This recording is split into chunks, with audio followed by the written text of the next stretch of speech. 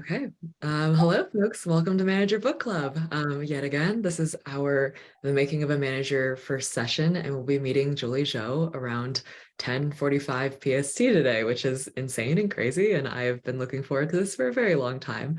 So in the spirit of how we normally begin things, I'd love to start with a quick little green, yellow, red check-in. If you're unfamiliar, green is great, yellow okay, red terrible. Feel free to drop a reaction or something in the chat, and let's see how folks are feeling today. Erin, bright green, got you there. Sarah, you're yellow. Any particular reason why? Lot of changes, a lot going on. Yeah, a lot going on. Thank you for still coming through though. Cambria also yellow. Any reason why for you? Same reasons, almost exactly, right? Definitely. And it seems like a lot of folks are definitely echoing your feelings in the chat. It seems kind of more like a lime green day. We've got Taylor, Laura, Janella, and Angela also feeling yellow, a few other yellows happening here. So I hope everybody who's having a yellow day, this turns into a little bit more of a lime day and that you have some fun during the chat today. Beth is feeling star, can't even quantify the emotions in there. Lisa, I just saw that you checked in red. Is that a red check-in or is it just like a red heart? I know it can be a little bit confusing. Sorry, it was me, user error. Oh, It's a green day, thanks. oh, fantastic. Okay, just want to make sure you're okay. Amazing. Okay, we got some yellows. Really appreciate the vulnerability. Obviously, it can be very scary sharing that you're feeling yellow to a larger group, but honestly, I think it just makes it all the better to kind of talk about our feelings at work. I'm going to call out one other person. Laura, why are you feeling yellow today? I'm actually the only Laura in here. We have like 12 Lauras at my company. So, all right, I guess I must be. So I am just not sleeping very well because I am getting ready for a very large trip to go visit my family in Malaysia. Wow. And I am panicking about everything I need to pack. Definitely. But the trip's going to be great. Yeah. Are you gonna hit up Singapore and like that whole area? I am, yeah. Yeah, we're stopping in Singapore for both the day that we are heading out, or I guess the day after we head out, and then on the way back too. Just gonna have. Amazing. That is fantastic. Exactly. Please eat all the street food and really enjoy. I'm Absolutely. so It's gonna be great. Amazing. We're going to give it a few more minutes. We did have quite a few folks RSVP to this event, so I'll just give it a little bit of time. If you're just coming in, would love to see how you're feeling. Green, yellow, red. Green being great, yellow okay, red terrible. Personally, I am a little bit lime, didn't sleep super well. Have been reading this book and just love it. And the idea of meeting the author is super exciting to me. So yeah, just very excited and just wanting to make sure everything goes well. But okay. We got some yellows happening. And Katie, I hope that your weekend gets, or after the weekend and dental work and stuff, I hope it gets a lot better and that your shines stuff.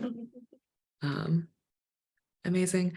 And while we're waiting for folks, given that we have quite a much bigger group, if you want to change your name to maybe like first name, last name, and then a dash or something with your company, we can also do that. That way folks can kind of get a little bit familiar.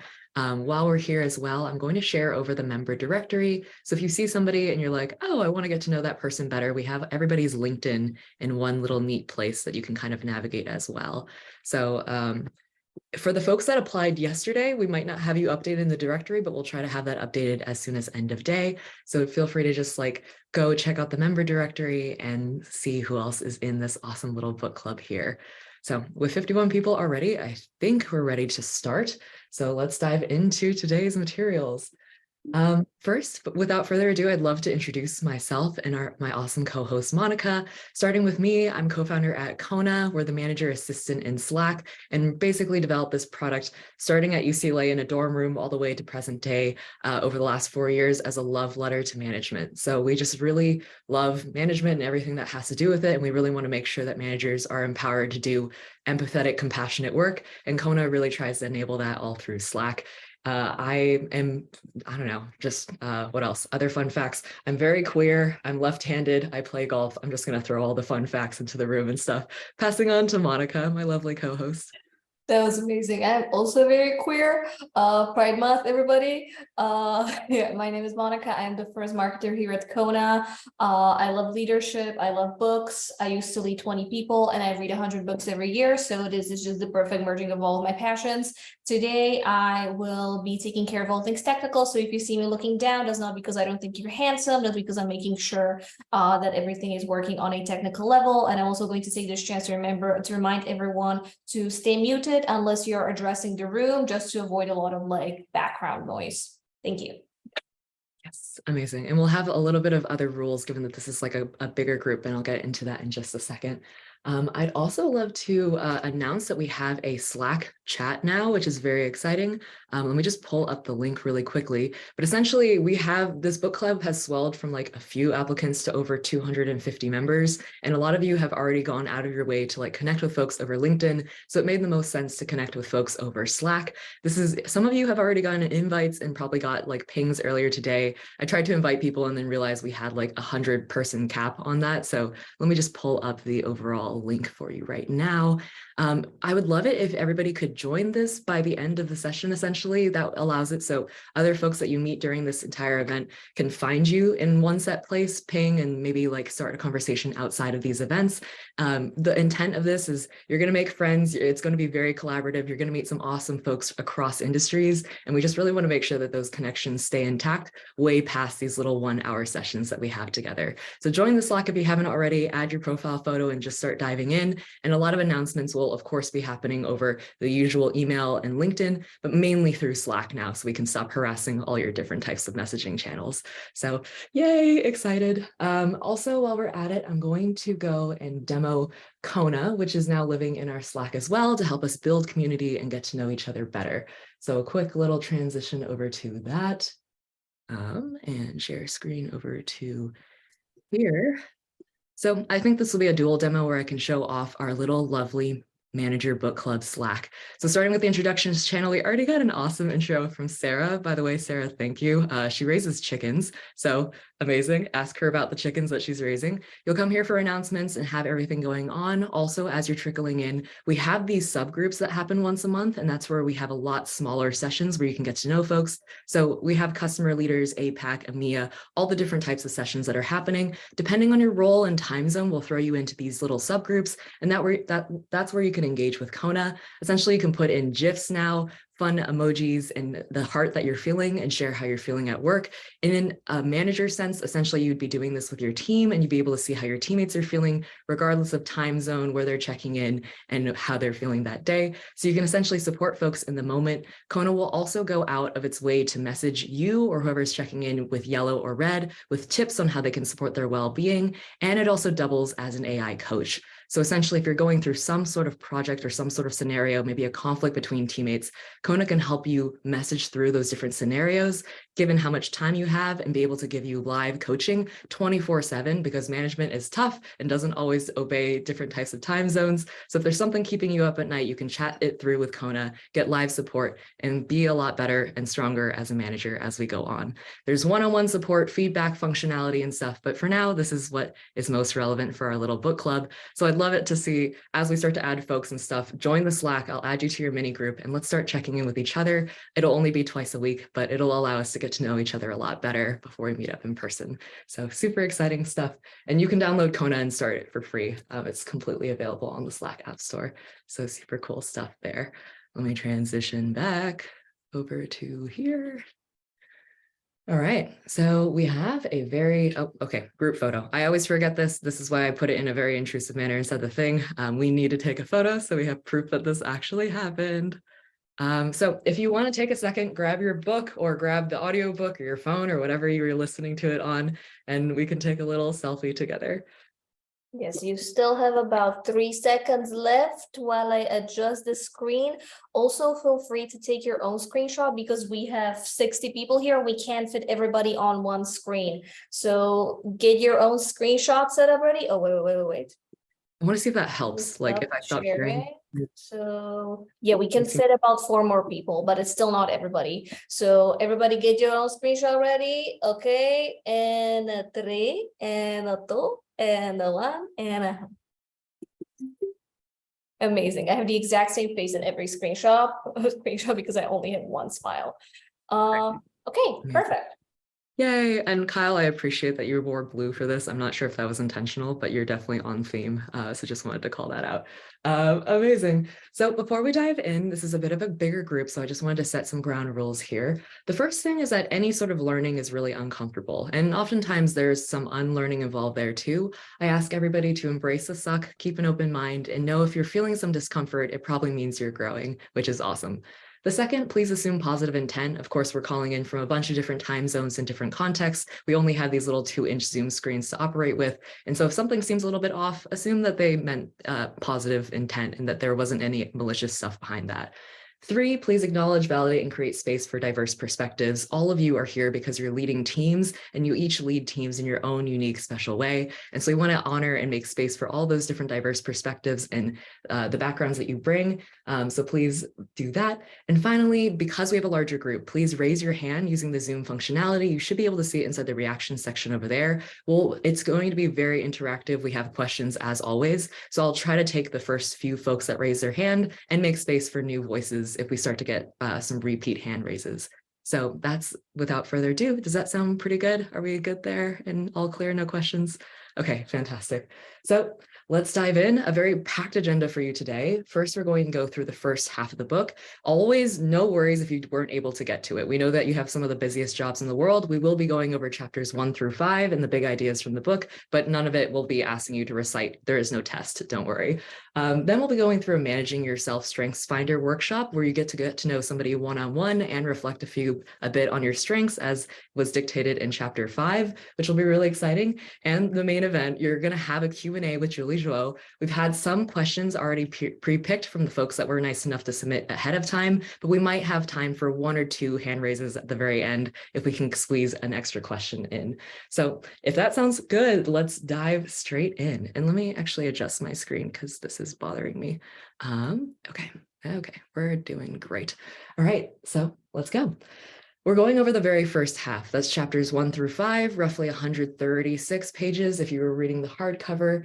And this is how Julie opens the introduction. This book is about, this is a book about how someone with no formal training learned to become a confident manager. This is a book I wish I had in my first few years with all my fears and doubts and am I crazies.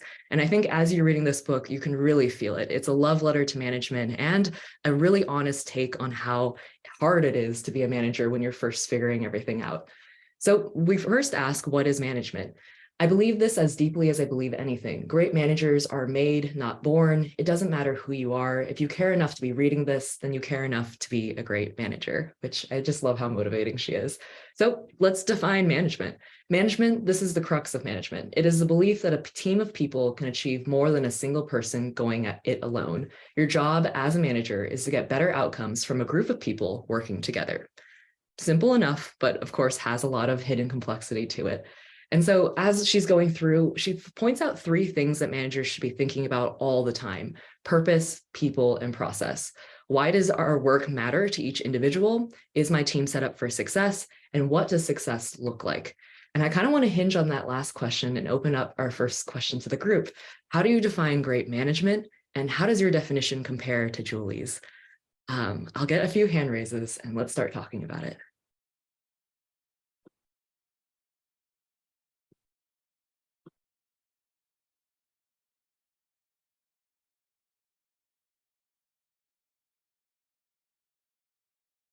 You know, it can be really nerve-wracking to be the first person to raise a hand in a like 50-person group. So yes, okay, Trent, brave soul, go for it. Somebody had to. I define management in terms of show people you care, give them meaningful work, and help them grow and grow vertically or laterally.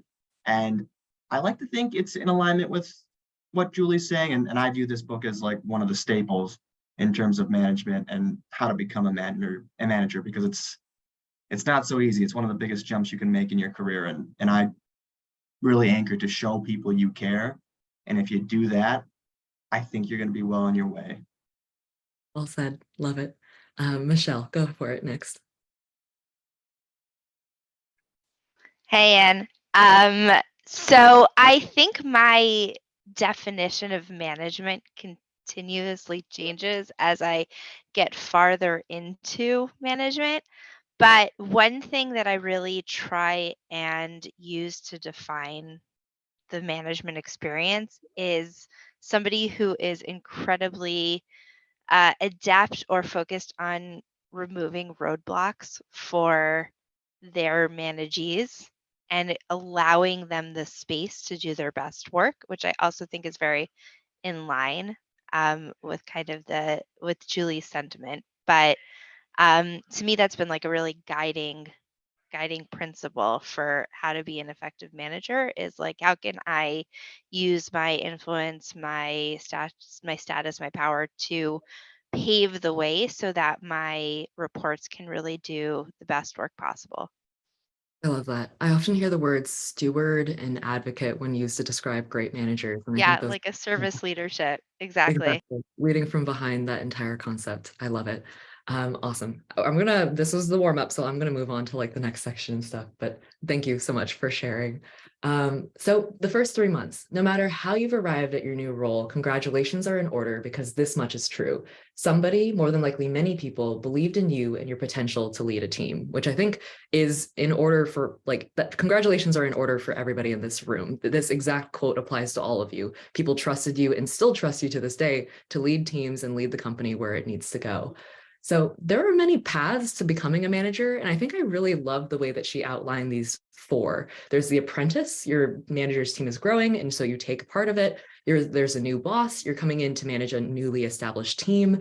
The successor, your manager has decided to leave and you're taking over, and the pioneer. So I just wanted to use the chat really quick. If folks were comfortable, I'd love to see the kind of most popular like paths that people took. And we can put down other if something didn't quite apply to you, but maybe type down the kind of path that you took. I'm pretty sure I'm a pioneer. Having founded this kind of company, definitely was not expecting management, and it just happened, and now we're here. Okay, I'm seeing a lot of successors, new boss. Oh, those seem to be the most, okay, a few pioneers, fantastic. Apprentice to successor. It's really interesting, actually. Thank you for sharing, Murali, that you kind of changed paths there. Apprentice to new boss, pioneer, successor. Okay, eventually I'll compile all this and make a lovely little pie chart that I can share to see which one's the most common, but we're seeming to get an even split here. So I think as we're seeing this, let's go into the next one. With all the paths that were mentioned, does anybody want to raise their hand and share how they took that path and what they might have struggled with most when they were first getting into this? Probably take 2 or 3 hands. Oh, okay. Kyle, go for it. I think the hardest thing for me coming from a technical background was not immediately diving into every technical problem when I'm told about the technical problem. I immediately want to do that because I still have that mindset and I still think that way. But now it's about empowering the people who work with me to be able to accomplish the problems that come up and fix them themselves. Yeah, that icy urge to fix everything or do everything definitely is present. And I think a lot of folks still have to be kind of that weird gray zone of IC to manager doing both kind of. Janella, what's your story? Yeah, so I was brought on board to lead a project management office. So, very much as a project manager, you are on top of everything and doing everything and cajoling things out of people, and having to take that step back and focus more on, say, metrics of the entire department and the care and feeding of my actual project managers and helping them solve their problems and challenging them to excel.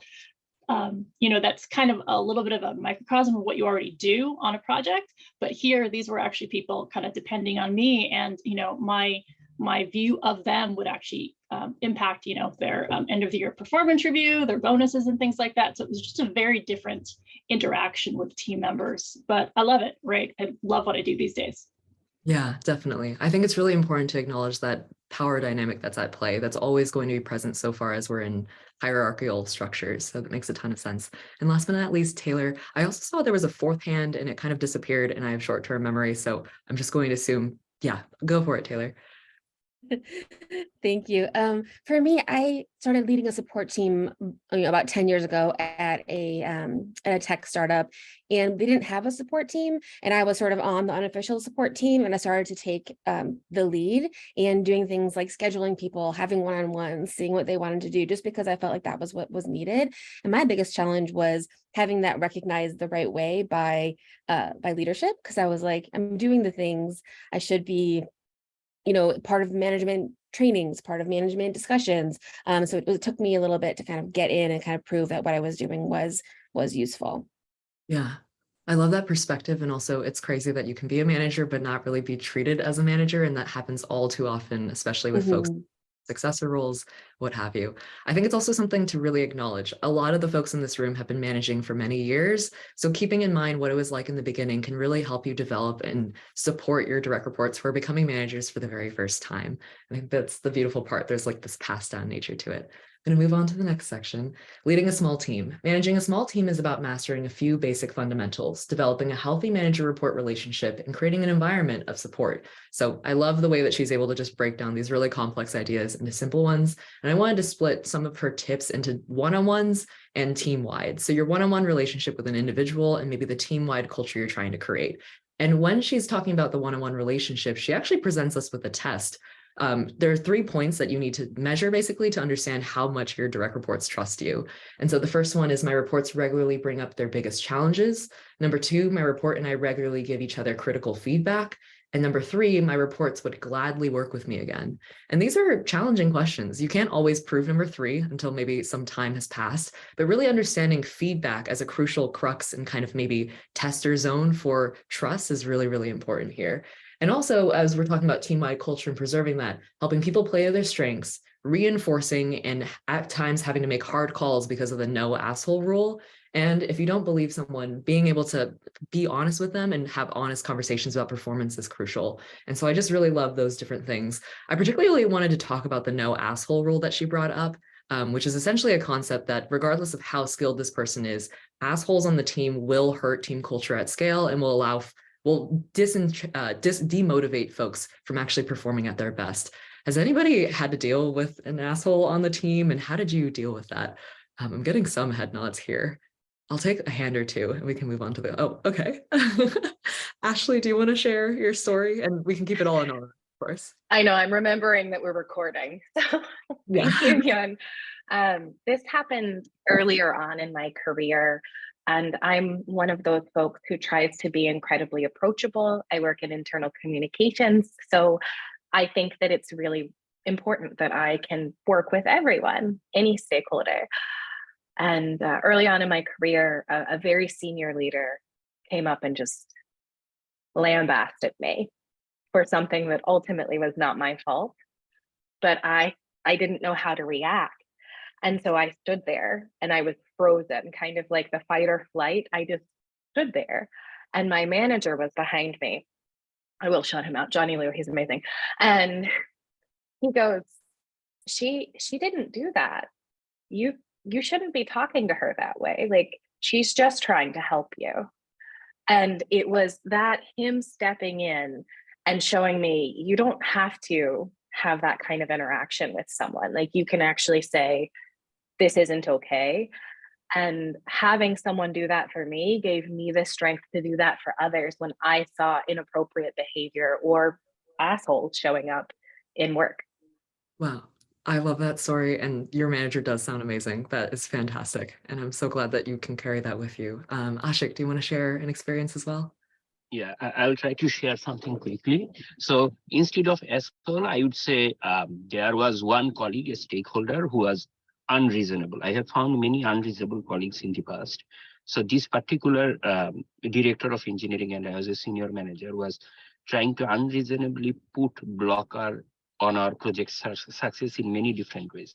So I tried the methodical way, one-on-one, talking, giving concession, and nothing worked. So that's why maybe the A word also is applicable for this person who is going beyond anything reasonableness. So at times, I think as a leaders, we have to step up for our teams. So the way I handled is I went into direct confrontation with that unreasonable person in a group setting. So what happened is that when they see that you are standing for your cause, they step down. That's what I found, is that sometimes these unreasonable people are also very talented and they undervalue other people. When they see a match, they often give up. So this is what happened with my colleague. After I tried everything reasonable, it didn't work out and I was not getting the help from the senior leadership because everyone is kind of scared of him. I actually stood up on a head-on confrontation, long confrontation in a group setting, and it worked. After that, I found he gave up, stepped back, and my team was unblocked on the project. So at times, I know this is not a good advice to do it, but we have to be ready as a leader to step up for our team. So that worked for me. Yeah. I think when it comes to the no asshole rule, it really shows that like managers need to also be protectors in a lot of ways, and having to like actually stand up and say, this is not okay, or have really hard confrontational conversations. And that can feel really awful. I think it can be like, we can say, oh yeah, great leaders do that. But the actual, when the rubber meets the road, it's really hard stuff. I'm sure everybody in this room has experienced something similar. So yeah, just kudos. It's a lonely road and a difficult one, but your direct reports really appreciate you for it. Okay, I'm going to go through and pass this one and just make sure that we have, for sake of time, this question. So the art of feedback is the kind of other chapter that we go over. Think of the best feedback you've ever received. Why was it so meaningful to you? I'm willing to bet that the reason you remember it is because feedback inspired you to change your behavior, which resulted in your life getting better. And I think if you were here for a radical candor conversation, we've talked until you're blue in the face about feedback, but truly feedback is a gift. No matter which way you slice it, properly delivered feedback can literally change people's perspectives on themselves. And what I love about this book is that it gives us 3 different types of feedback that we can really index on, and different behaviors for each of them. Task-specific feedback, give it frequently, give it as often as possible, and make it a habit. Behavioral feedback, think it through, apply radical candor or crucial conversations, whatever framework you'd like, and really make sure that these conversations are thought well through. And 360-degree feedback, the ability to kind of invest in this much more rigorous feedback process so folks can see all the different facets of themselves. And I think one kind of key sentence that stood out to me is every major disappointment is a failure to set expectations. When I read that sentence, I was blown away. It definitely stopped me where I was standing. I was like, wow, are you giving your reports enough feedback, and what normally gets in your way? Accounting for the kind of expectation settings and feedback, I wanted to have an open conversation about this. I can take about 2 or 3 hands. What do you think kind of, first, are you giving your reports enough feedback? And second, what do you think gets in the way of those kind of conversations?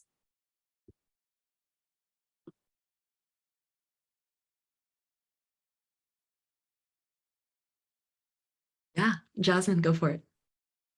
I can start. I think for us, like for myself as a manager, I try to make that space like within like one-on-ones to make sure that we start with checking in one another, being able to establish that relationship, and always providing feedback. I think it's I think Julie mentions this too about like every person has a different style, has a different opportunity to be able to meet and what resonates, you know, with each person. So I try to like adapt my style based on that and be able to share feedback, whether it's like task oriented, whether it's like, okay, this conversation is actually going to take longer, and that's okay. I want to make sure that that's, you know, for my direct report as well.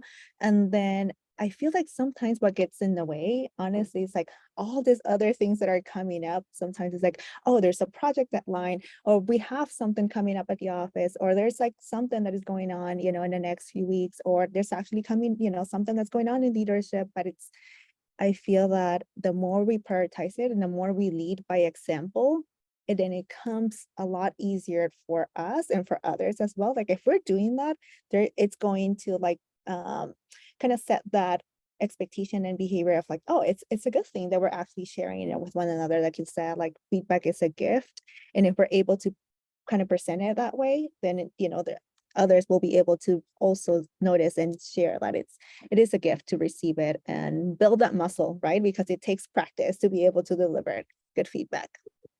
Absolutely. I love the points you brought there, and just the idea that like having to prioritize these longer term, maybe growth conversations while also dodging all the projects and all the tasks and really making sure that you're the one prioritizing this. That's so good. I love it. I think Cambria, I think you were first, and then we'll go critique Ines. Yeah, so feedback for me was the reason I wanted to become a manager. And I think the reason is very commonly when you're a strong performer, you don't get feedback. And you're, when can I grow? How can I grow? And so it's something that is really important to me, and I try to have as the base. But I've been thinking a lot, and especially in the first half of this year, about how intentional and how much more intentional I'm having to be, because I found that empathy is getting in the way of understanding people's current workloads and stressors. So I lead a customer success organization for a 500-person company, right? And so they have more customers than they ever have, more pressure to retain and grow their customers. And so there are these moments where sometimes, and traditionally I would act on that feedback and approach that feedback, that sometimes I've noticed I've kind of let slip or let that opportunity. But something that I always have to center around is when I was an IC, and still to this day, I wanted that feedback even when times were tough, because it's a good motivator to keep going. So this hit me harder than some of the other areas, because I think it is so relevant to what I think about daily. Yeah, definitely. And I think something that when you're a strong performer, you don't get feedback is really popping off in the chat. I think that resonates with a lot of folks in this room. Kritika, go for it. Yeah, I think I'll just draw from something that Cambria was touching on, which was that it can be such a motivator. And I work in marketing and content, and I think things work so fast that you are often not able to, sit back and think about how the previous project went or the previous campaign worked. You don't often get time when you are sort of very sensitively reacting to news and to things in real time.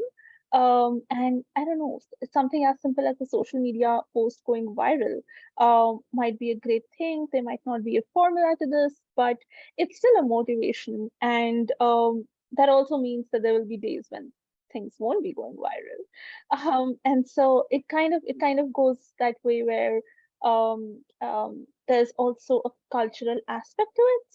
Some people do not take direct feedback that well, whereas some people are really straightforward with it. So I think there is that sort of accommodation of these mindsets to be done. And I think one sort of thing I've figured out in my operational context is when I'm editing something, I have the Google Docs on and I'm adding comments. I don't just add comments about what's wrong. I add comments about, things that they're doing right, and maybe a sentence framing that was amazing. And I want them to go back and think, oh, you know what, this was great. So this is something maybe you can replicate down the line and bring more of in your future work. Yeah. But I think it's a real balance. Definitely. Remembering to give recognition, by the way, is so hard. And oftentimes we think of feedback as a negative context when really it encompasses all of that. So remembering to recognize employees could be just as, if not more important than criticizing and giving feedback to employees to grow. So really exciting stuff. I do want to make sure that we have enough for our Managing Yourself workshop. So we're going to be moving on to the second portion of this. And in this, Julie actually points out an easy way to start tackling StrengthsFinder. She gives us 6 questions, technically 8. I chopped it down to 6. I want everybody to spend a little bit of time on these questions. The green ones are strengths, the red ones are weaknesses. And literally we're just looking for 3 words in each of these different categories. I'm going to give you about 4 or 5 minutes to reflect on these for now, and then we're going to hop into one-on-one rooms where you can discuss it actively with a partner, and you'll get to know somebody else in this group, which is really exciting. So grab a piece of paper and let's go through these questions. How would people who know and like me best describe me in 3 words? What 3 qualities do I possess that I'm most proudest of? When I look back on something I did that was successful, what personal traits do I give credit to? And again, just 3 words for each of these. We'll make it pretty quick. For the flaws and weaknesses, whenever my worst critic sits on my shoulders, what does she yell at me for? What are the most common pieces of feedback I receive on how I can be more effective? And what are 3 things that trigger me? So just 3 words, give or take, in each category. And I'll start the timer now for a little self-reflection. I know that wasn't a lot of time, so don't stress. You're going to have all of these slides sent to you, whatever ones you're able to respond with and stuff. Let's just take that into our one-on-one groups so you have a chance to meet another person. I'd love for you to discuss it with a partner and basically identify any sort of themes that you're starting to pull out. You can also talk through those questions. Maybe talking it through is a little bit easier than having to sit alone with your thoughts and write it down. And we'll throw you out into one-on-one breakout rooms right now so you can meet another individual inside this book club. So we will just pop you over there and Are open, you all got invitations, you will get a 1-minute warning before the room closes. Have fun. yay. Hi folks, Julie Zhuo is, oh my God, okay. Somehow this refuses to like load, but this is what the slide looks like. Oh God, okay. Anyway, my guest needs no further introduction. The author of The Making of a Manager is here to join us for our live Q&A, and super exciting. Thank you so much for being here, Julie. Of course, thank you for having me. And hi, everyone. It's great to be here. Amazing. So you can just kind of see the chat pop off. I'm going to get back onto the lack of technical difficulties. And we're going to start with Victoria's question. Victoria, are you here? And would you love to read your question out loud for us? Oh my God, I'm dying here. First of all, thank you so much for the book you wrote. It was very helpful, and I still go back to it in moments of hardship. And my question is, you write about the importance of empathy in management. And how do you balance the need for empathy with the pressure to meet goals? And I sometimes, have this situation where one of my direct reports is having some complicated time, but we still need to, achieve things. So I don't know, it's this fine line to walk. And I was wondering if you have any thought on it. Yeah, it's such a great question. And I also really, really resonate with the question because I feel we often find ourselves in that situation of having to balance these different forces, especially wanting to do the best for the company and the team that we're a part of, but also wanting to understand each individual and be empathetic to what they're going through.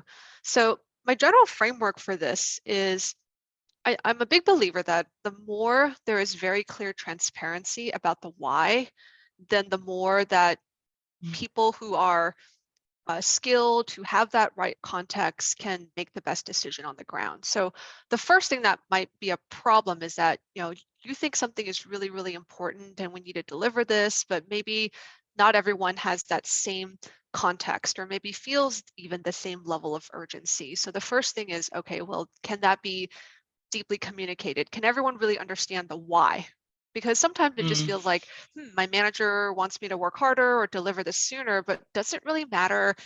Is there a reason that we have this deadline or this arbitrary time that it needs to be delivered by? So having and painting a real picture of like, look, this is why it matters. And because it does matter, at the end of the day, there is an organization, especially in a down economy, every day or every dollar matters to sometimes the ability to even stay in business or to be able to continue and grow. And so sometimes the alignment of every single person in a team understanding exactly why their work and how it ladders to the ability of the team to succeed is very, very important. So that would be the first thing. So that helps because if everybody has that exact same context, then again, we trust that some smart people on the ground can often make the best trade-offs and decisions. But I think the second thing is there are going to be things that come up. There's one-offs that come up. Life happens for each of us, and sometimes there's illnesses, there's family issues to deal with. There's just a period where mental health might not be in a really great place. And so I think about this as, well, there's two buckets here, right? Sometimes it is just a one-off. These things happen. Everybody needs a little bit of grace from time to time. And when these things happen, the best thing to do is just, okay, we think this happens. It's a one-off. It could happen to any of us. We just have to accommodate and do our best for that person. And once we get through that, we'll go back and this person will again be a trusted, smart, talented performer, and we can really be able to continue to work together for a long period. So there's that one bucket of one-off. But then there's a second bucket, I think, which is sometimes these things aren't one-offs. And the reason they often aren't one-offs is maybe there just isn't a good fit for what the person really needs and what the company really needs. And so when you find that it's often the same things are always happening, where you're caught in this tension, and again, the clarity is really there and all of that. Sometimes it just comes down to, well, in order for our team to deliver what we need to do, and let's say achieve our goals and stay afloat, we really need people who buy into being able to fulfill these set of responsibilities. And if the individual just isn't in a position where this is a good fit for their own life and what they need and what they want to do, then it's just better to acknowledge that and recognize that actually it's best for both parties if this person perhaps were in an environment that would be better suited, and you could have the organization could then hire somebody else who is also a better fit for what the organization needs. And so that would be my other thing to think through. If it feels like, oh, it's always this balance of, it just may be a sign that the fit is not there. Thank you. Thank you. Incredible. Okay, we're gonna move on to the next question. Keenan, would you like to share your question and context? Yeah.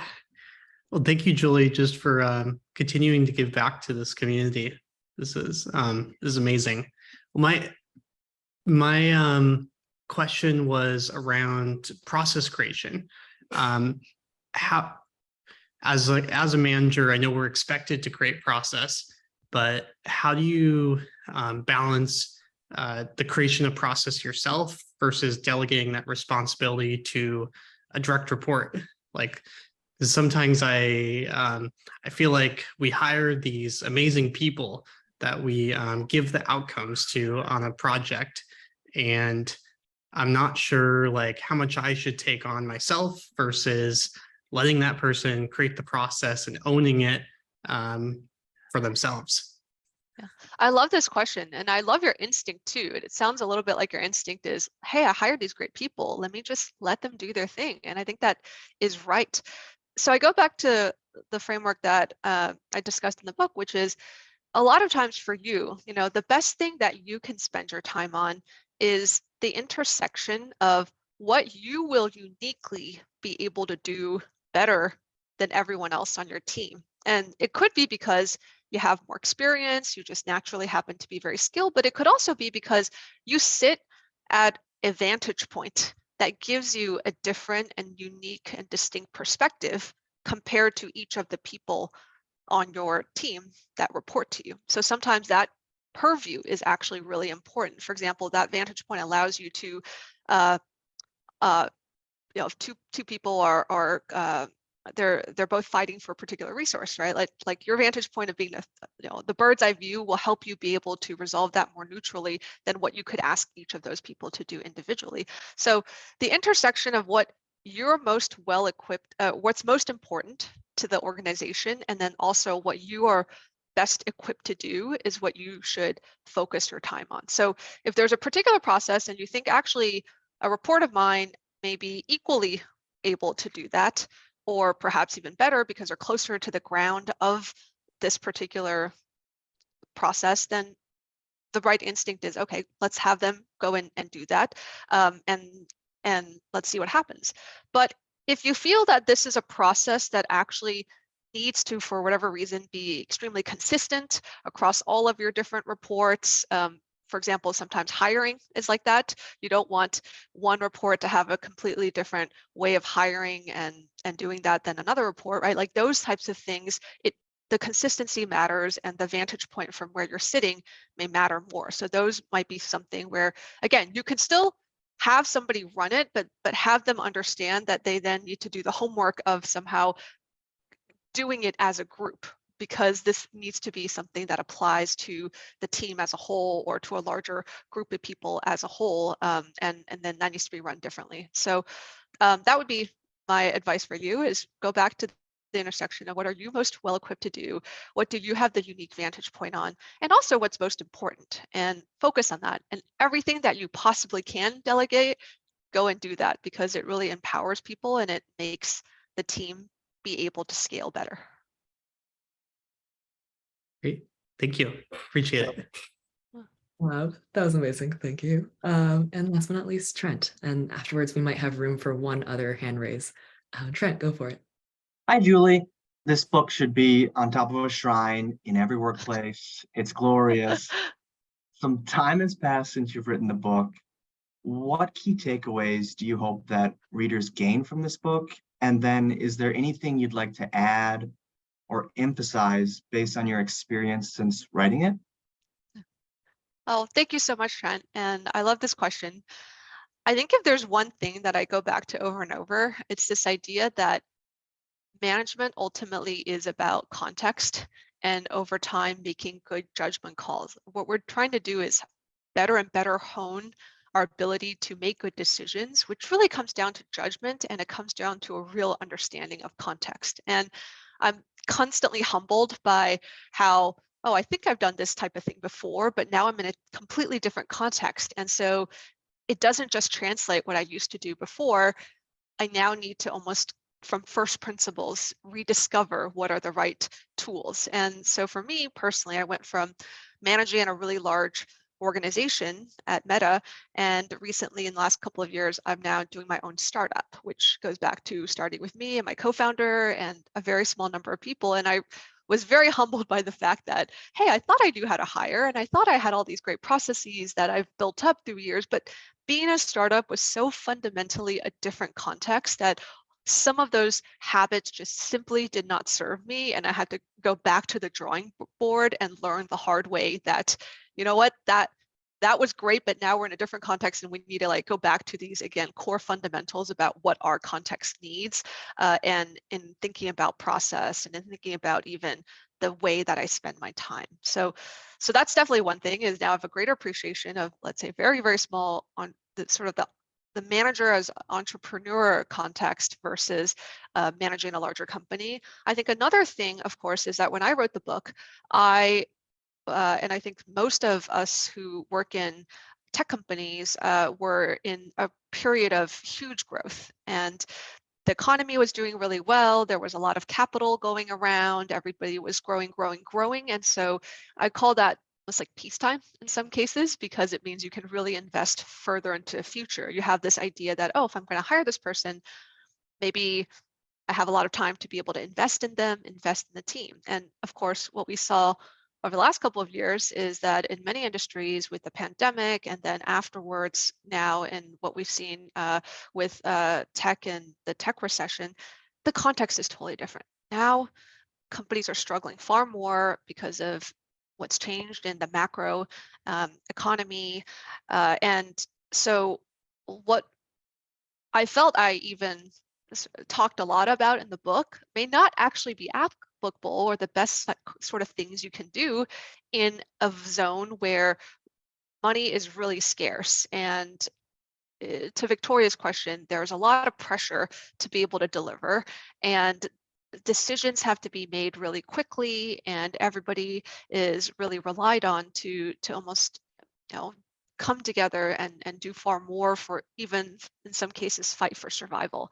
And that is a really different context. And that means, again, the same tools that might have worked or been relevant or quote, quote, the best thing to do is no longer that in that new context. And then last dimension I would say would be like remote versus in person. I think many of us have learned how to have to conduct meetings and manage in this completely different context where we're virtual and we see each other on rectangles on the screen versus being able to have lunch with each other in person. And that means a lot of what makes sense as a good process or a good practice or how we engage with different people, all that has to change as well. So I think that's the most humbling part, is that we're constantly honing our judgment that the context will change, and the only thing that is we take for granted maybe is that change is inevitable. And given that, I think it goes back to at least understanding some of those fundamentals and continuing, you know, to make ourselves beginners to what else we need to learn and adapt. Thanks, Julie. Amazing. We're technically at time, and I know managers have very packed schedules, so if you need to hop, please do. But before you leave, a huge, huge thank you to Julie. Thank you so much for your time and for joining us. Thank you so much, everyone. It was wonderful to see you all, and thank you for the questions. Have a wonderful rest of your day. Bye-bye.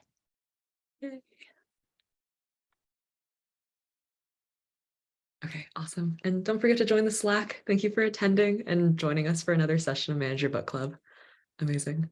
Have a great rest of your day. Take care of yourselves. Drink water. Thank you, Jen. You too. Thank you.